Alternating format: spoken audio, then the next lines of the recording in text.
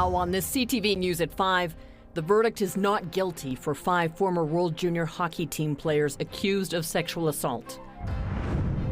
Plus, a reminder from Lethbridge Police about e-bike safety after one is caught being ridden on Whoop Up Drive. And remembering the historic rise of Hulk Hogan. Telling your stories. CTV News Lethbridge with Jackie Scantlebury. Good afternoon. Thank you for being here. Everyone on edge, waiting hours for a judge in London, Ontario to go over the evidence, the arguments, and present her analysis in the blockbuster sexual assault trial of 5 former World Junior Hockey players. The issue of consent front and center, each of the 5 accused men sitting at a table with their defense teams, listening, waiting, appearing relieved at times, and then the ruling that all 5 men were not guilty on all counts. CTV's Adrian Gabriel on the extraordinary drama playing out in a packed courtroom in London. The pressure-packed culmination of a historic 8-week criminal trial. Definitely been emotional for everybody involved. With the defendants arriving for decision day inside, the proceedings began with a recap of the evidence brought before the courts. Justice Maria Caricia opened by proclaiming that she didn't find the evidence of EM, the complainant, to be either credible or reliable. There were videos that were put to her. There was testimony of other hockey players. She was heavily cross-examined on that to raise some doubt about her credibility. During a brief break in today's proceedings before the verdicts were even delivered, the accused hockey players were seen smiling and hugging their lawyers and family members in the courtroom. While delivering her verdicts, Justice Caricia told the court that where EM had gaps in her memory, she filled them with assumptions. Going on to share that EM testified that while at Jack's Bar in London, Ontario, it was the players who bought her drinks all night, though video evidence shows EM purchasing multiple beverages herself.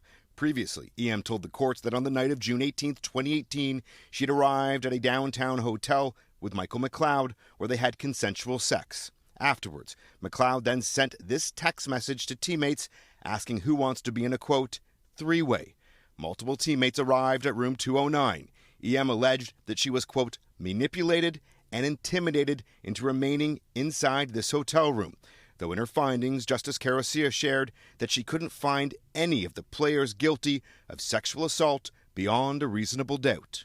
Former World Junior Team Canada captain Dylan Dubé and teammates Cal Foote, Carter Hart, Michael McLeod, and Alex Fermenton have each been found not guilty of sexual assault. McLeod has also been found not guilty of being party to the offense. We heard protesters scream for justice today. Has justice been served? Yes, I think that's what everybody wants. Everybody wants to see justice served here, and Justice Caricia has done a thorough and careful analysis and delivered a just verdict, and so that's what we've seen here today. As part of her reasons for her decision, Justice Caricia also added that she was satisfied that EM encouraged the men inside that hotel room to take part in the sexual acts and even became upset when they declined her invitation. Adrian Gabriel, CTV News, London, Ontario. Outside the courtroom, a group of protesters showed support for the alleged victim. Our goal is really to show EM that we believe her, and for all survivors that regardless of legal outcome, regardless of whether survivors engage in the legal system or not, that we're here for them as sexual assault centers, that we believe them, and that we're here to support them. Now, this video is from the start of the day. The number of protesters grew substantially, some carrying signs reading, "My dress is not a yes." A former guard of the Piikani First Nation RCMP detachment has been convicted of sexually assaulting a female prisoner. In October of 2023, a woman reported being sexually assaulted while in the RCMP holding cells overnight. Police investigated and reviewed cell block security video. Charles Provost, who is a Corps of Commissioner Guard, was charged with sexual assault and breach of trust. He was ordered to submit DNA to the National Sex Offender Registry, given a conditional sentence, probation, and a firearm probation. A charge of breach of trust was withdrawn. Charges have been stayed against a retired Lethbridge physiotherapist. The charges against 61-year-old Kin Y. Godfrey Kwan are in connection to the alleged historic sexual assault of a 12-year-old girl during treatment at Chinook Regional Hospital. A stay of proceedings means the case is halted but can be brought back within a year. And a Lethbridge man has been sentenced in the sexual assault of a 13-year-old girl and for making and distributing as well as possessing child pornography. In June of 2023, 19-year-old Sean Cedric Bilo was charged after a 13-year-old claimed she was lured into a vehicle, then sexually assaulted while unconscious. Police say recordings of the assault were distributed on social media. Bilo was given a prison term of 16 months, probation, and a firearm prohibition. Lethbridge police are issuing a public safety reminder for e-bikes after officers stopped a man riding an e-bike on Whoop Up Drive yesterday. Police say the 29-year-old cyclist was issued several tickets under the Traffic Safety Act. Police say you should not ride a bicycle on Whoop Up Drive or Mayor McGrath Drive. Officers say you can ride multi-use pathways on certain roadways and sidewalks. Cyclists should yield to pedestrians, obey all traffic control devices, and warn others before passing with a horn or a bell.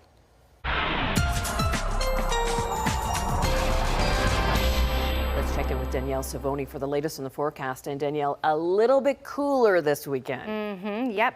You know, tomorrow we're still looking at the 30s, but then by the weekend, basically what we're looking at is dropping about 10 degrees. So we'll go from the low 30s to the low 20s for the weekend. So still warm enough, just not quite as warm as today and tomorrow. Nothing really to talk about with regards to active weather for the next 24 hours or so in Lethbridge. 29 degrees is the current temperature, a mix of sun and cloud out there. And then when we look at all the communities in the far south, 28 right now in Milk River, 30 in Medicine Hat, 28 in Brooks, and close to 30 in Drumheller. So a lot of heat out there today, tomorrow, and we'll talk about the weekend and that forecast coming up. Jackie? Right. Thank you, Danielle. And speaking of the rain, southern Alberta has enjoyed plenty of rain over the last few weeks. While the rain has helped, many drought conditions are still persisting in some areas. Quinn Keenan has more. After several dry summers in a row, this July has been a change of pace. It was predicted to be dry and hot, but has turned into one of the wetter Julys Lethbridge has seen. It's been highly varied across much of southern Alberta, but generally wetter than normal across most areas. Lethbridge for the month of July seeing 57.6 millimeters of precipitation. And just to put that in perspective, your normal for the month of July is about 39.9 millimeters. That's good news for farmers who have dealt with water restrictions the past several years. A dry start to the growing season had many producers burning through their allotment, but the rain helped keep the pivots at bay.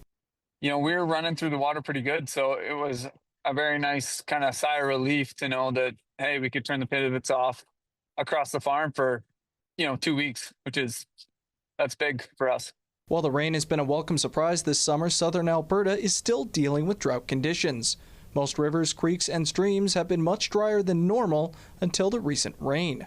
Many areas are still dealing with water shortages. We currently have 3 water shortage advisories, and there's actually 40 of them across the province. So it's dry most of Alberta, not just the Old Man. Drought conditions aren't expected to go away anytime soon. This summer's rain won't do much to help reverse the drought. It would likely take several years of wet weather to get southern Alberta out of the drought. It will probably take a few years. There's always a chance we might get an atmospheric river event where we see, even flooding. But that's usually in June, so not expecting that this year. Quinn Keenan, CTV News, Lethbridge. Long-term forecasts from Environment and Climate Change Canada predict August in Lethbridge will be slightly warmer and drier than average, but we still may see some sporadic rain. The town of Coaldale has launched a multi-phase public engagement initiative to gather residents' feedback of a new downtown area redevelopment plan. The town says the initiative is designed to collect input from residents, business owners, and downtown users to inform the creation of a comprehensive long-term vision for the downtown core. Over the past decade, the downtown area between 20th Street and 17th Street has seen significant investment in public infrastructure and streetscape enhancements, and now the town is looking to the community to guide further discussions and decisions about land use, business development, public space improvements, and recreational opportunities. A public survey is now available on the town's website. Tourism Lethbridge has begun the development of its new strategic plan to guide the organization into its next chapter. The current plan, developed for 2021 to 2025, has served as a foundational roadmap, and while its core pillars remain relevant, the board of directors say they are now prioritizing a shift that reflects the evolving needs of the tourism industry. Stakeholders in the city of Lethbridge, the board says the new plan will continue to focus on organizational sustainability, driving economic growth, stakeholder and partner engagement, along with brand and destination development. The plan will include a fifth pillar for advocacy and influence. We're looking at, have people's habits changed with more staycations versus longer travel trips, right? So some of those things need to be changed, but we also are seeing some amazing facilities and assets that are happening right in our city that really need to be told far and wide, and let people know that yes, we're a hub. There's so many great UNESCO sites out there, but there's also fantastic facilities and fantastic events that are happening right here. Tourism Lethbridge hopes to have the new strategic plan finalized and ready for implementation in 2026. There's a new head of the table at the Lethbridge Polytechnic Board of Governors. Janine Mock has been appointed to the role by the Alberta government. She joined the board in March 2021 and brings a decade of experience in finance, education, and governance. Mock will serve as the board chair for 3 years. She was raised in southern Alberta and graduated from the University of Lethbridge with a Bachelor of Management. She's currently a chartered professional accountant and is thrilled to lead the board. We need to raise the profile a little bit in terms of what the Polytechnic does, because I don't think a lot of southern Alberta recognizes how highly ranked we are in research, for example, top 10 in the nation for colleges. So, things like that. And continuing with, some of our relationships that we're developing with other post-secondary institutions. Mock replaces Michael Marcotte, who completed his maximum 6-year term as board chair in June. The Lethbridge Electronic Music Festival is returning this summer after a 2-year hiatus. The festival will be back at its original location in Galt Gardens. It will be a slightly scaled down version with just one stage. The event will be for all ages and features a family fun zone. The festival was paused in 2023 due to a lack of funding, but now organizers are eager to bring the popular event back. Kind of crazy, actually. Didn't really expect to be here, but a few of us got together in the winter and decided we'd try a smaller version of the event, and just looking forward to coming back. The buzz seems pretty good, so we're pretty excited to present it to everybody. The Electronic Music Festival is set for August 16th from noon until 11 p.m. A retirement community in Lethbridge has stepped up to help support those in need. Resident Seasons Lethbridge Gardens donated 228 cans of food to the Lethbridge Food Bank. Between July the 3rd and the 14th, Seasons held its annual One Can Make a Difference company-wide challenge to collect the most canned and non-perishable food items for their local food banks. Now together, all of the communities donated 8,500 cans along with $50,000 to food bank partners. Danielle is back right after this break to talk more about the weekend forecast. Also, Alberta's measles cases count continues to climb. Stay with us.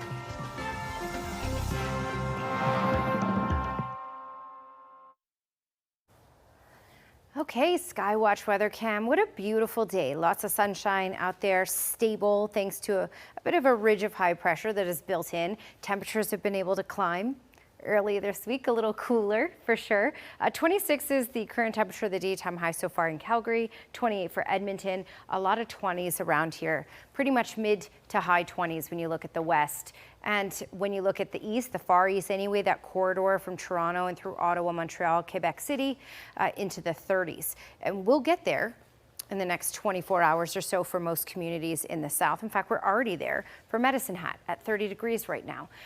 Lethbridge should crack 30 tomorrow and close to it at the moment as well. 26 again in Calgary and Pincher Creek. Okay, radar and satellite, what we have right now is a ridge of high pressure, and that's going to keep most of this cloud cover and moisture up to the north. So for the far south, we're looking at sunshine even through tomorrow as well, except later in the day, we may notice this start to creep into some areas. Brooks, for example, could see a little bit of that. Medicine Hat, mostly late tomorrow night. So the day looks really good. But by the night hours, we have that ability to get some of that activity in here because this ridge is going to slump to the south. The jet stream will get closer to us. The jet stream's a storm track, and it will drag in a little more cloud cover for us later in the day tomorrow. So I'll show you this in the hour by hour here. Nothing to worry about for tonight at all. And then for later in the day tomorrow, by about 7 is when Brooks, for example, gets into the potential for showers and thunderstorm activity. Medicine Hat, if we get that there, it will likely be after 8 p.m. So the day, again, will be quite nice, as you can see in the far south, but by 7 and 8 for areas Brooks over to Medicine Hat and just to the north of that, that's where we get into the chance of some isolated showers and thunderstorm activity. For the weekend, most of the moisture will stay up to the north during the day hours, but we may see a couple sprinkles later in the day, basically after 7 p.m. once again. And as you can see, this is a look at Saturday night. So thunderstorm potential Saturday night in Medicine Hat and in Brooks once again. But again, that's the night hours. The day should be really nice to enjoy, and we'll get some heat. It will start to cool down, though, by the weekend. Okay, 14 degrees with gusts up to 50 kilometers per hour in the East Kootenay area for the evening, dying down overnight, picking up again to 40 kilometers per hour tomorrow with a high of 27 and a mix of sun and cloud. 13 in Christmas Pass overnight, gusts west 50 kilometers per hour. Again, later in the day tomorrow, there's a small risk for the Christmas Pass area, but it's quite a small risk in this area. 27 as a daytime high, and throughout the day, a mix of sun and cloud. Medicine Hat 16 overnight. For the evening, gusts around 40 kilometers per hour, quieting down overnight. A really nice day tomorrow, a high of 28, even 30 is possible. A mix of sun and cloud, and then again after 7 p.m. the chance of a shower or the risk of a thunderstorm. Small chance of seeing any of that activity in Calgary, but or in Lethbridge, if we do, that's after 8 p.m. 30 is a high for tomorrow, and then for the weekend, we're looking at highs in those low 20s with night showers.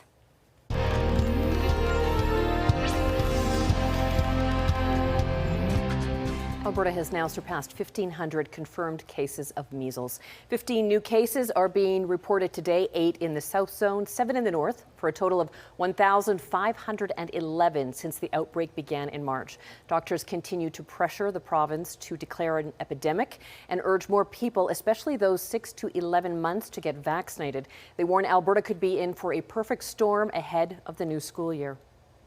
New modeling shows that superbugs could cause millions more people to die worldwide and cost the global economy just under $2 trillion a year by 2050. A British study shows that without concerted action, increased rates of antimicrobial resistance could lead to global annual GDP losses of $1.7 trillion over the next 25 years. The research found in the US, UK, and European economies would be among the hardest hit. A study led by a University of Toronto professor links prescription weight loss drugs to higher rates of eating disorders in adolescent boys and men. Those who used the medication were more likely to report binge eating, purging, and loss of control while eating. Researchers say the risk for the often overlooked group needs much more attention in the future. Still ahead, on the CTV News at 5, the WWE superstar who took the sport mainstream and inspired a generation of Hulkamaniacs, Hulk Hogan, has died.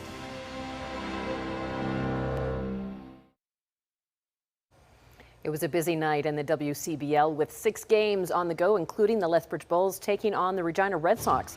Bulls opened the scoring with 3 runs in the bottom of the first. It was enough momentum to carry them through the game. They took a 10-8 victory. Brooks Bombers had a doubleheader against the Fort McMurray Giants. Giants take both of those games on the road. Medicine Hat Mavericks took a dominant 17-6 win over the Moose Jaw Miller Express. Tonight, the Bulls play host to the Regina Red Sox, while the Mavericks have a rematch against the Moose Jaw team, and the Bombers have another doubleheader against the Giants at Elks Field. The Rocky Mountain Turf Club is getting ready to host the best Indigenous rodeo competitors in the country this weekend. The Indian National Finals qualifying Reconciliation Rodeo is set to take place tomorrow and Saturday. The event will feature slack competitions such as roping, rough stock, and tie down, along with Indian warrior relay races. The winners from the show in Lethbridge go on to the National Finals Rodeo in Las Vegas in October. Competition gets underway tomorrow morning. Today we mark the passing of Hulk Hogan, the larger-than-life pro wrestling legend who dominated the sport for decades. Genevieve Bonchman has more. Hulk Hogan's legacy is tied to wrestling, of course, but ever the performer. He also took his trademark horseshoe mustache and bandanas to the music world and to TV and movie screens. The ultimate male versus the ultimate meatball. including in Rocky III that propelled him to stardom. Hogan was born Terry Jean Bolea in Georgia, the son of a construction worker and a dance teacher. He built that massive physique and earned his stage name. As fellow wrestlers commented, he was bigger than Lou Ferrigno, who played Hulk on TV. Look at this! He then slammed his way to the very top of worldwide wrestling stardom, at his peak defeating Andre the Giant with a body slam. He often leaned into the ring persona of a flag-waving, heroic All-American. Eat your vitamins, be true to yourself, true to your country, be a real American. Though he also later played a villain, as both he had fans around the globe, including Montreal, where in 1997, Jacques Rougeau became the only Canadian wrestler to land a win against Hogan. The greatest of all times, Hulk Hogan. And I love you, Hulk. Rougeau last saw his friend 6 months ago as they signed championship belts. He signed it in my name. He says, "You're the only one who beat me in Canada." He says, "You deserve this belt." Hogan was admired by many but faced several controversies.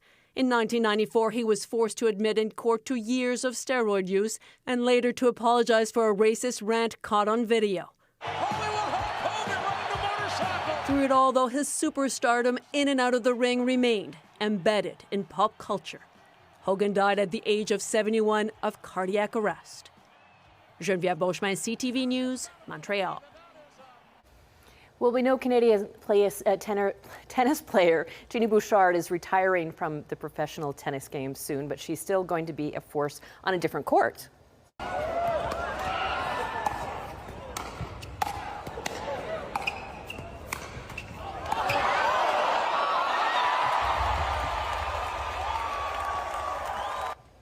This is Bouchard playing doubles pickleball with her partner, Andy Roddick, against Andre Agassi and Steffi Graf. If those names aren't familiar, just know they were all wicked former tennis players that are now crushing the pro pickleball scene. Still ahead on the CTV News at 5, a New Brunswick woman is bringing a whole new meaning to the term ice cream float.